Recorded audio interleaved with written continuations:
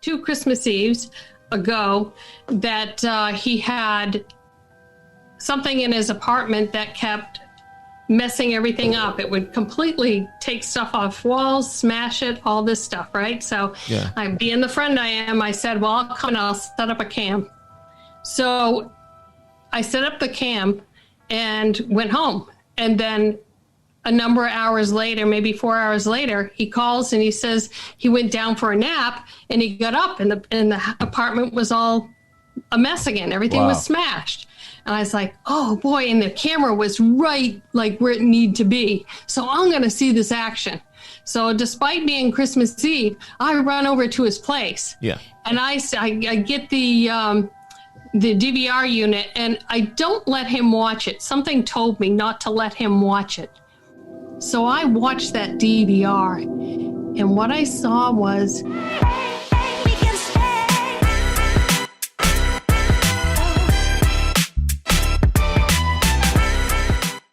Yeah, absolutely. I like paranormal better. Paranormal? Yeah, why people are afraid of the paranormal. Yeah, instead of, what can you tell people? Good stuff here. Oh, I did. Damn you. I did tell you to record. You didn't tell me to record. I did. God damn it. I just had some really good stuff. Okay, well, we'll change that. That's paranormal, not supernatural, right? So why the change in the wording, just so we understand? Well, supernatural sounds metaphysical, I think. You know, just kind of woo, you know, and paranormal kind of drives it home to what we do because we're not in the supernatural feel. Metaphysical. Yeah, I got you. It just sounds a little, No, I love that. Actually, can you do that again? That sound effect? That was awesome. One more time. All right, cool. So, yeah, I guess we'll get right into it. Let me see. Yeah, so... What is well, first and foremost. All right, so we are here with Betty Miller. Is it Dupont Miller? Yeah, that's good. Dupont Miller. Okay, so we're here with Betty Dupont Miller and Karen Keene, right? Correct. Thank you. Mm-hmm. And they're with the Paranormal Investigators of New England. Is there? You guys are probably going to be the only good thing out of New England from now on. Now that the Patriots don't have Tom Brady. Just saying. I just had to put that out there. So you guys, you know what I liked about when I found your I found the article and I found your page that you guys are. It's even. It's like 5 women and 5 men, and I don't ever see especially with this on TV and stuff. I don't see it ever being equal. I don't ever see women doing it. It's always men that I always see in these Discovery channels and whatnot. Is it on Discovery Channel? I think so. So I was shocked to see you guys in it. There. Yeah, it was like the female version of that adaptation of Ghostbusters. I was like, damn, okay. Joe Biden fly just went by. Sorry. Oh, really? That was a spirit. So I think it's really cool. I just want to get off the bat. I think it's really cool that you guys are doing this for women power. I got 2 daughters. Raymond has... I have my biological daughter. Kara has one. That's his wife. She adopted 2 girls, one from Africa, one from Haiti, and then she adopted. Then she has 2 biological girls, so that's 4. Yeah. Wow. I'm never gonna have him. Girl of an hour. You're gonna have to plead the 5th for me because I'll never have you go to court for me.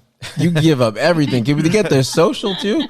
I just wanted to say you had how many kids you had. I didn't need to know all that detail. Well, what's troubling is you had to stop and think about it. I know. You just was like, well, let me see. As I get older, I forget them. Dude looked up and was like looking for God, like, God help me now. Take the wheel, Jesus. I call my boys, one's named Andrew, one's named Raymond. I call them the opposite. The opposite. Yeah, it just happens. Look, I keep disappearing. I know you do keep disappearing. It's fine. So how long have you guys been doing this? I've been since 2008. Were you right after that? Yeah, so I've been doing it 10 years. I've been with the team 10 years. 10 years. I probably started the process about a year before that, so maybe 11 years total. Oh, wow. What? Kind of learning about it and going on some, ghost weekends to learn techniques and how to become an investigator. Gotcha. What drew you to it? I mean, you saw it on TV. How did you find the group? I've always been into the paranormal since I was young, and different factors have kind of kept me interested over the years. Yeah. Of course, the Ghost Hunter show came out, which I loved watching every Wednesday night religiously.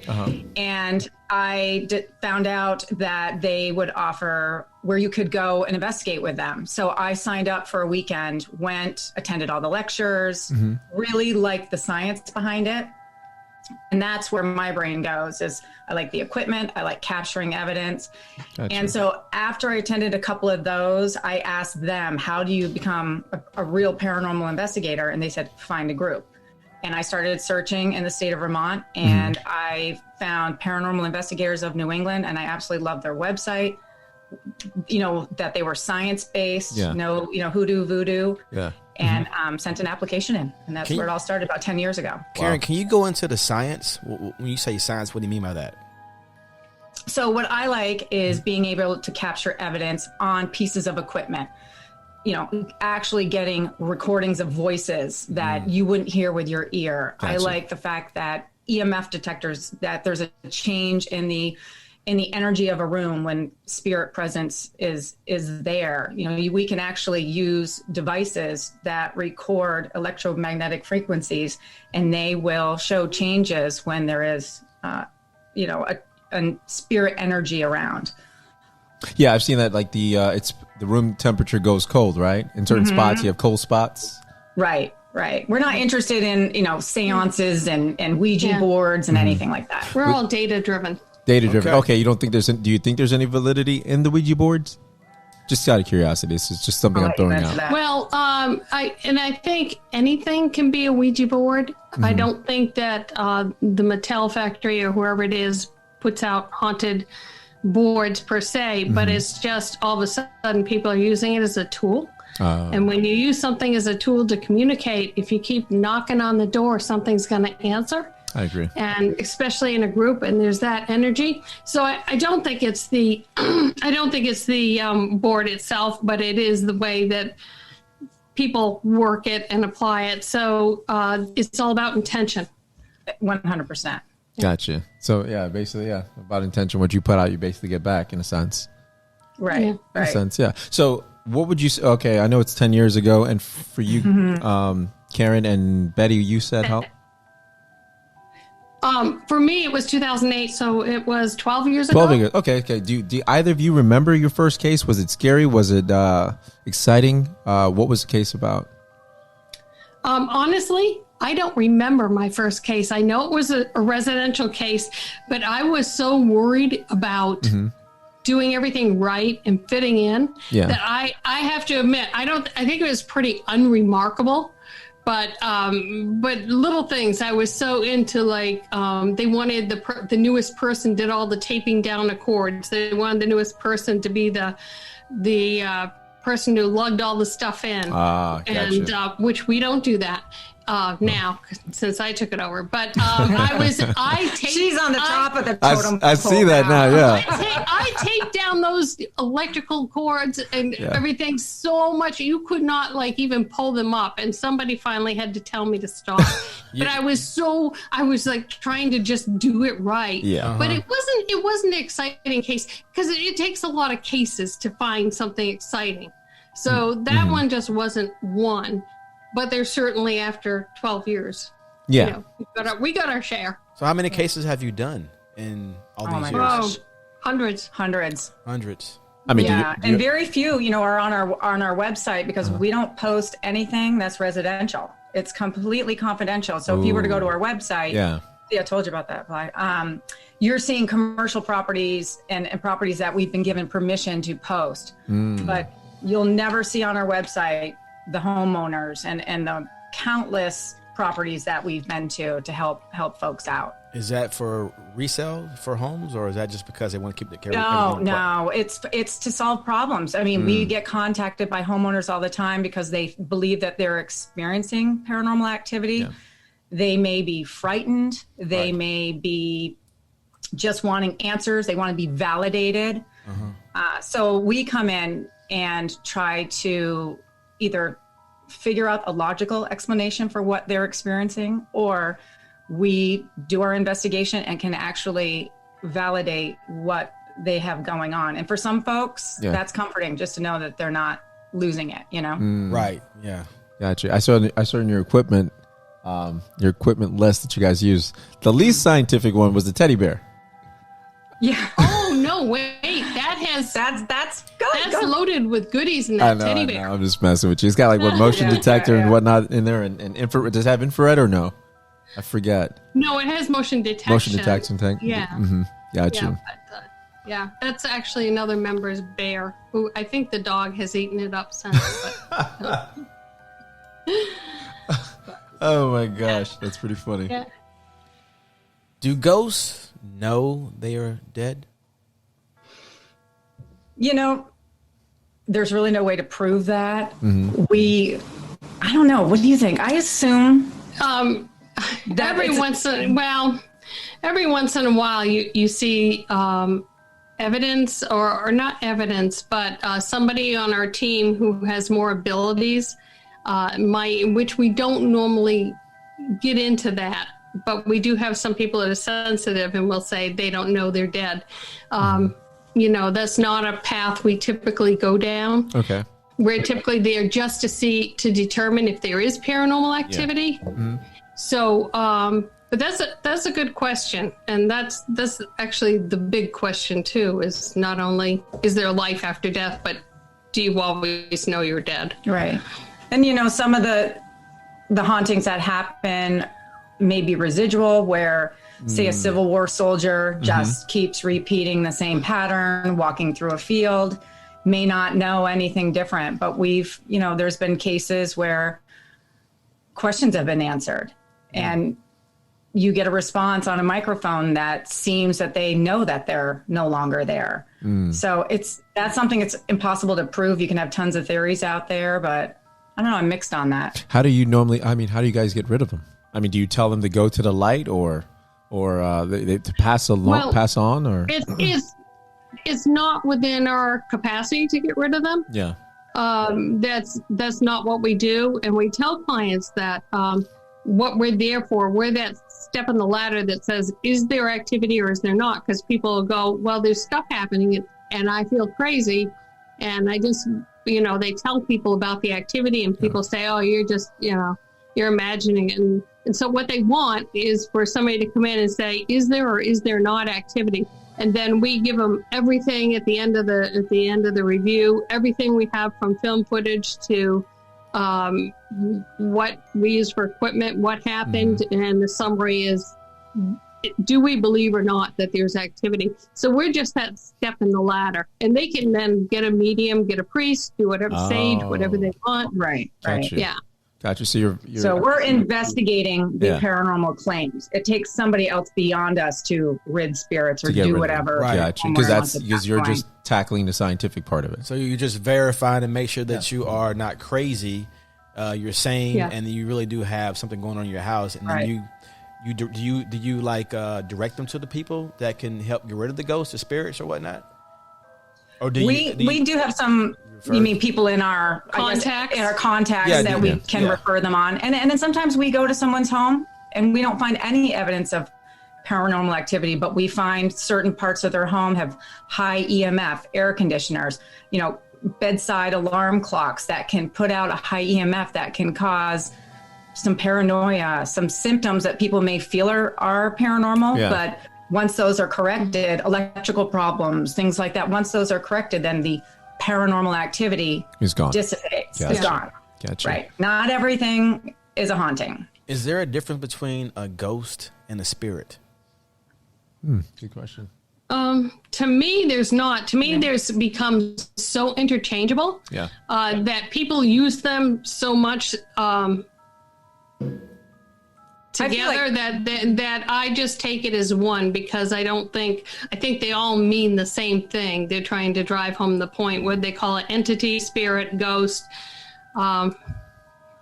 It's fine. I find that ghost was a term always used. And then if you watch any of the shows with the mediums, they always refer to them as spirits. Gotcha. So I think it's how, you want to. Ghost is very, commercial? Commercial and mainstream commercial. Yeah. Like, ooh, I got ghosts. Ooh. I blame Patrick Swayze and Whoopi and Demi Moore for that. Yeah. When I think of ghosts, for some reason I think of like probably scary, and then I think of spirits. You think friendly? You think of family members and whatnot? Right. I don't know why. I think a Casper of ghosts. Yeah. Yeah. So, are ghosts? So ghosts aren't malevolent? Yeah, they're evil, or they're good, or just misunderstood. Oh, I don't think they're misunderstood by humans. Yeah. Maybe, but they.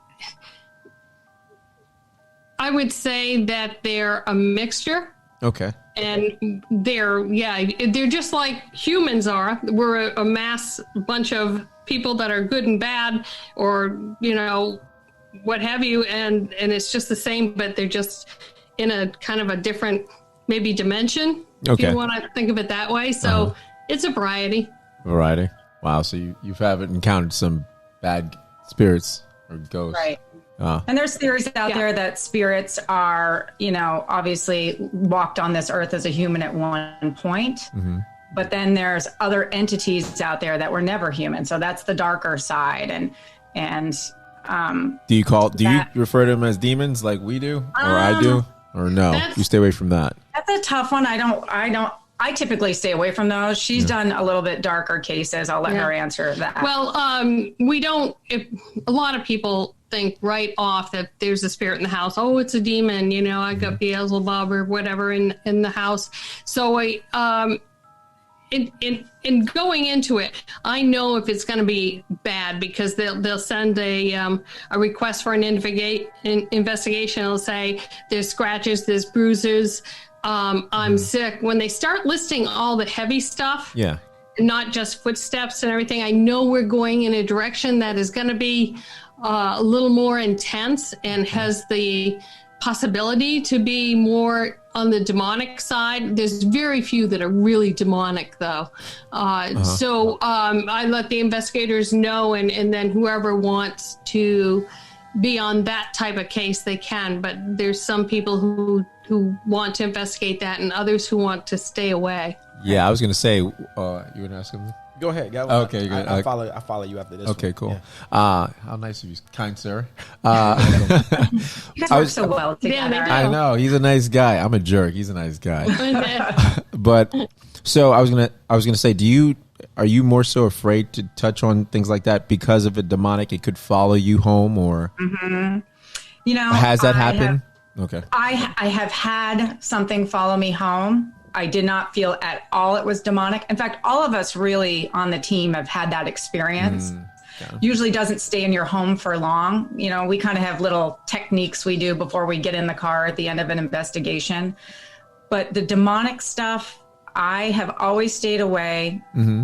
I don't understand. I'm afraid of it. I won't lie. It scares me because maybe I've watched too much TV and I hear the claims. I also have 2 kids. They're older now, but 10 years ago, they were real young. So as I was doing this, I no way, shape wanted to bring any kind of energy into my home. Yeah, which understandable. And having teenage boys, I really don't need to bring any more dark energy into the house. I was going to say, I got things that follow me on these damn kids. Tell me how to get rid of them. So, and I got to tell you, after an investigation that does have dark energy, you get home, maybe 2:00 in the morning, and you just wait, to see if it followed you. Mm-hmm. And it's like you try to go to sleep, and it's like, did it come in the car? Because it has followed us a number of times. Wow. And I even got attacked one night after she had a scary experience. Can you touch on that? The scary experience, if you're okay with it. Yeah, I can. I can touch on the case. Okay. So a friend of mine, it was Christmas. If it was 2 Christmas Eve days, 2 Christmas Eves ago, that he had something in his apartment that kept messing everything up. It would completely take stuff off walls, smash it, all this stuff, right? So being the friend I am, I said, well, I'll come and I'll set up a cam. So I set up the cam and went home. And then a number of hours later, maybe 4 hours later, he calls and he says he went down for a nap and he got up and the apartment was all a mess again. Everything was smashed. And I was like, oh boy, and the camera was right where it needed to be. So I'm going to see this action. So despite being Christmas Eve, I run over to his place. Yeah. And I get the DVR unit, and I don't let him watch it. Something told me not to let him watch it. So I watched that DVR, and what I saw was it was him transitioning into something that was taking possession of him. He went to sleep, but then he came back and sat on the couch. Something took possession. You could see his arms were like starting to go like that. And then he get up and he started walking around with his arms like extended. Yeah. He was not the person. Crap. And I got the actual transition. And then he started just peeling crosses off the walls, pictures, everything, Bibles, and smashing everything. It was him. Wow. So he doesn't know this yet, right? And I'm in his apartment and I'm looking at it, and he can tell by the look on my face. He says, "It was me, wasn't it?" I said, "Yeah, it was." And I didn't let him watch the video. And I got out of there. I wrapped it up and I said, "I don't know what to tell you. We're going to have to take steps from here." But I came home, and something did attack me a couple nights later. That was the same feeling that was in his apartment. And I was in the bed, and something just came, like hovered over me, and it was like shaking. Yeah. Almost like being electrocuted. Yeah. And it's like, okay, I know what it is. I know what this is. So it's like I started just saying the Lord's Prayer. It's like, I'm not going to open my eyes. I'm not going to give it that power to look at it. I said the Lord's Prayer and just kept going over and over. Yeah. I'm not real religious, but you get religious real fast. Oh, real quick. Real quick. Yes. Yeah. Jesus. Yeah. All those Catholic school prayers come right back. So I kept saying it, and eventually it lessened and it went away. But it's like, you know what? That's my warning. That's my warning to stay away. Wow. So from there, you've not gone back to anything that's demonic, or you still go? No, I have. You have, okay. Yeah. So there is braver than I am. Yeah, there is. But I stayed away from that case. I stayed away from that. Okay, so you said you sent your team to handle it. Yeah, it's like, you know what? That was too personal. You were too close to it. Yeah, it was too close to me. Yeah. But the question I have, though, listening to your story. Your friend, he was possessed, and you weren't. Is there something in his background where he was, it was able to take possession of him, and you not, because you were able to fight it off, but he wasn't. He was taken possession of. So I don't know whether it was claiming him and just warning me. And the funny part is he's extremely religious. And you find a lot of times these demonic things do this to the people who are super religious. Wow, it's almost like voodoo. I don't know. If you believe in voodoo. So maybe I didn't have enough religion in for me. You just had enough Hail Marys in you. Enough Hail Marys. So neither one of you have a background in religion at all? Like, neither one of you went to church or? I went to Catholic school, kindergarten through 8th grade. I was going to say, I knew it, Karen. I could tell you got that rebellious. You got that rebellious tone on it. Church. And what about you, Betty? Maybe if church was on Tuesday night. She's like, no, Sunday football, no. Can't be there. So Betty didn't have church at all? I don't know. Yeah, sure. Sure, I had that whole Episcopalian thing. Yeah. Growing up, it was in the choir. I mean, I did all that, but I'm not. I'm just kind of spiritual now. As far as yay God, but I'm not. I'm not going. They're not big. I mean, the church isn't big fans of paranormal investigators. Like, I certainly want to do show and tell day with my kids. I'm shocked that they're not. Yeah, I don't know. Maybe it's something. I think it would more so that they don't love. Yeah, because to me it would validate faith, right? If they show this is the dark energy and entities and ghosts and spirits. It's the strangest thing, because the Bible is full of spirits. Yes. All the way through, but they will not go there. They won't. And it's very hard to find a minister or anybody who will come and do it. It's completely opposite of what you think. Wow. Yeah. Have you guys heard of the what is it? Is it sleep nap? No, sleep apnea. Is that what it is? Sleep apnea. Mm-hmm. Have you ever experienced? No. Is that sleep paralysis? Paralysis. Thank you. Not apnea. Yeah. Sleep paralysis. I've had that. I've experienced that before. Have you guys ever experienced that? No, I have not, but we suspect when I interview clients and I get that I was frozen, I couldn't talk, I couldn't yell, that's what they were experiencing. I have not ever experienced that. But they've mentioned that it's been like a dark energy or something on their chest talking to them, right? Yeah, they feel that they're being held down, that they want to scream, but nothing comes out. Yeah. Arms are pinned, legs are pinned, no movement, and it doesn't last terribly long. Right? Yeah, it's crazy. Short. Yeah, the only way I've gotten out of it, because I just say Jesus, and you keep saying that or whatever, and it works. Well, other than that, my mouth could barely move or anything like that. It's the scariest thing ever because you can see everything that's happening, and even though I feel like my eyes are closed, but I feel like it's almost like an inner out of body experience because I can see everything taking place around me. I'm sorry, what were you gonna say? I was in the bed with Kara laying down, and I was facing away from her. Yeah, and I was like this, and that's Wakanda forever, by the way. Yes, but I was trying to. I knew I was awake, but I was awake and half sleep, and I couldn't move, and I was like, I can't move. I said it in my head, and so I tried to say Kara's name. That's my wife. I tried to say Kara. I couldn't speak. I couldn't say her name. Yeah. So then I tried to say my son's name, Raymond. I couldn't say his name. I couldn't say Andrew. I couldn't say Anna, but I could say Ella. And I was like this. Kara. And I just said, Ella. And That's freaky. And then Kara woke up and touched me. And when she touched me, I was released. Really? Uh-huh.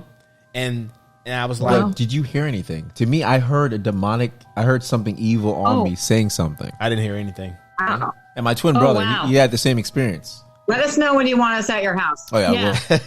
You've got a twin brother, huh? I got a twin brother. Yeah. Oh. You said what? How old or cool? She said cool. Oh, yeah. We're identical, but we look a little bit different. We're identical, we look different. You know why? He came out first. So I have a theory of that. He's got hair and you don't? No, his face is longer because he came out first. Yeah, exactly. He had to blaze the trail. Yeah. He had to make room for the God. He had to make room for the king. So yeah, my face is rounder because he made room for me. So, but yeah, has seeing or detecting ghosts changed your view or your outlook on the afterlife at all? That's a good question. I think so. Yeah, it's funny. I'm not sure it makes me more comfortable, but I believe that there is certainly a place to go afterwards. I just hope I'm not trapped like we feel a lot of our spirits are. In purgatory, that would suck. Yeah. So exactly. Why are they trapped? Why are ghosts trapped? Why is that? First of all, I love all those medium shows, and I feel like not all spirits are trapped. You watch Teresa with her clients, and they are crossed over, but they have the ability to communicate with loved ones. That's why they can get messages across using mediums or whatnot. I don't know what we capture on evidence, if it's a trapped spirit or not. Yeah. But I think if you weren't real good in life, you're probably not going to get the same. Exactly. Yeah. Karen gets religion real quick. She gets religious real quick. If you're not good, you're not going to be up there. You're going to be like down there. Yeah, they say pretty much how you were in life is how you're going to be in death. So that sucks ass. I'm good. Are you good, Raymond? I don't go to church, but I will save every animal. There you go. I say, I'm the same way. I'm like, I don't have to kill this mosquito. I don't need to kill this mosquito. I'm the same way. I'm good. Yo, this dude smashes mosquitoes and shit. Yeah. Oh no. I would assume unfinished business, things like that, keep people behind, wanting to communicate with loved ones. What about your husbands or both of you married, right? Yeah. Okay, cool. I didn't want to offend. I didn't know what happened since the bios I saw. You know what I mean? Anything could happen. It could be a late update. You know what I mean?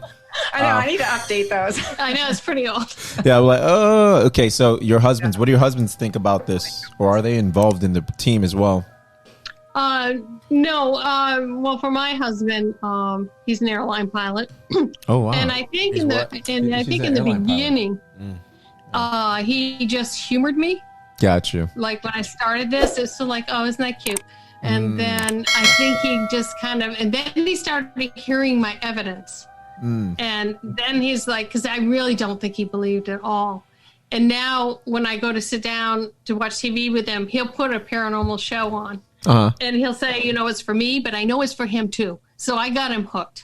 Yeah. So, good. Yeah. I think my husband is an auto dealer, and same thing. He completely humored me. And I even tried to get him to sponsor like a paranormal mobile, but he's like, don't you dare put my name on the back. You guys are really going to be the Ghostbusters. That is going to be the Ghostbusters. Ecto One. You don't want to get Ecto One. Like, you won't put my name on the back, but he, nothing will convert a non-believer than hearing a bona fide EVP on an audio recorder. And I will often listen after a case. I'll be right in bed with the headphones, just listening. In bed? And then I'll get the holy beep. I don't know what kind of show this is. Yeah. And he'll go, what? I'm like, listen. And I'll put the headphones on, and he'll have a holy moment right there. Like, oh my God. Yeah. We dragged our husbands down to the USS Salem. Yeah, the Navy ship. The Navy ship. And so my husband and I had a deal. He would go ghost hunting with me if I would go learn to play golf. I totally did not do the golf part, but he came on the boat and he got tired. Us paranormal investigators can stay up late, but he wanted to go fall asleep where the sailors would sleep. And he heard footsteps come right down behind him. It was in a dark, scary bowels of a boat. This footsteps came behind him, and he felt the presence go right by him, and nothing was there. And I think that converted him. Yeah. Yeah. David was there too. Yeah. My husband was there too. Yeah. Of course, my husband was like sound asleep, but yeah. But Karen, you better try to get that Ghostbuster vehicle. You better try again for that Ghostbuster vehicle. Yeah. Hubby, sponsor this shit. Dan will be driving it. I know, exactly. Are your kids interested in it at all? Are they interested in being one? Or Completely think I'm crazy. Really? I think it's one of the coolest things ever. Yeah. No. My son had so this whole thing started with my son having an experience. So he remembers that experience. He was about 3 at the time, which is what really pushed me to go check this all out and find out what it's about. Yeah. Since then, he's had 2 more experiences. This is my youngest son. He's witnessed a wine glass move across my kitchen island, and my husband witnessed it too. I was highly irritated. I was in the garage at the time. When you say move, then, when you say move, it was like it was on our kitchen island. We had just had some friends over. My father was over, and I was saying goodbye to him. And I came in the house, and Dan goes, "You are going to be so mad." And he said that the wine glass sitting on our kitchen island wobbled and then slid about 2 feet. Of course, my brain says, let's figure out a logical explanation. Because you know how sometimes if there's water on an island, this island had, it was leathered, so it had little pits in it, so it wasn't smooth. And I tried everything to get this to happen again, and it didn't. And then my Sunday, this was about 2 years ago, we pulled in the driveway. I picked him up from school, and he just goes, "Mom, there was a man just standing outside my window." Wow. And I live pretty much in the woods. He said there was a man that was just outside the window, and he just walked towards the woods. I'm like, I thought it was a UPS guy. He's was this at night, in the middle of the night? No, it was some guy, and he walked towards the woods and disappeared. So I don't know, if he's a little bit more in tune, because when he was 3, saw he's a medium. Something in a cemetery. You think he's a medium? I hope not, but poor guy. I think people's perceptors, certain people are more able to they're on the right, tune into that. I wonder if he doesn't have a frequency. Little tiny touch of that. Right, Gotcha. they're on the right frequency. The right frequency. That's what I've been told. Oh, you've been told the right frequency? Yeah. Someone said it's about frequency. I don't know if that's true or not. Everything's frequency, but I've heard that. Right. I've heard that. So I've heard you got to raise your frequency to be able to meet the spirits that can lower theirs, and you got to meet in the middle.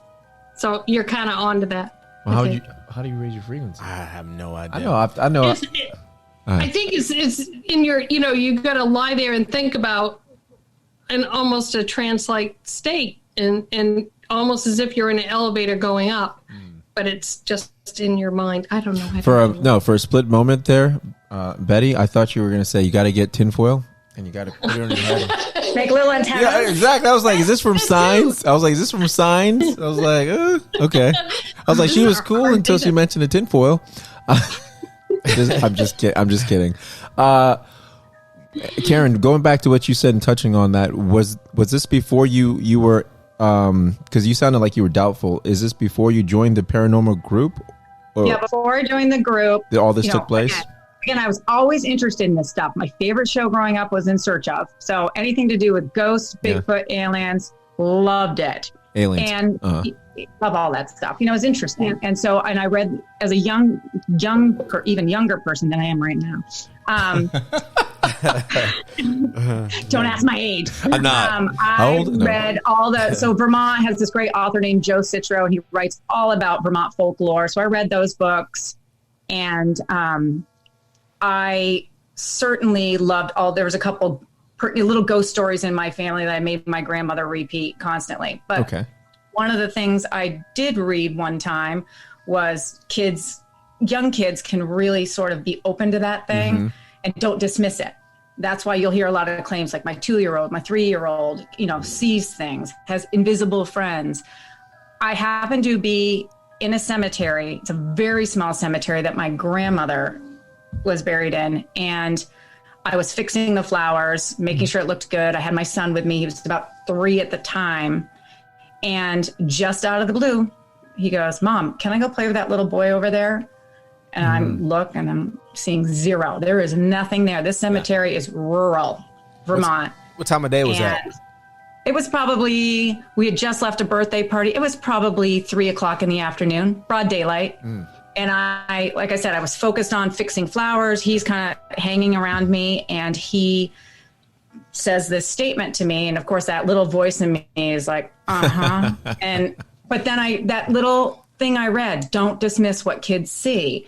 And I said, "Sure, honey, let's go play with him." And he starts running down this little dirt path of the cemetery, 2 or 3 stones, puts on the brakes, and goes, "I don't want to play with him anymore." And I'm like, "Why?" "I don't know." "What'd he look like?" "Well, he looked like me, but with blonde hair." So he's describing this kid. Yeah. And then I said, "Well, where did he go?" He goes, "I don't know." So I tried to, did he disappear? I couldn't figure it out. I went home, and my father thinks I'm a complete nut too. He's like, whatever.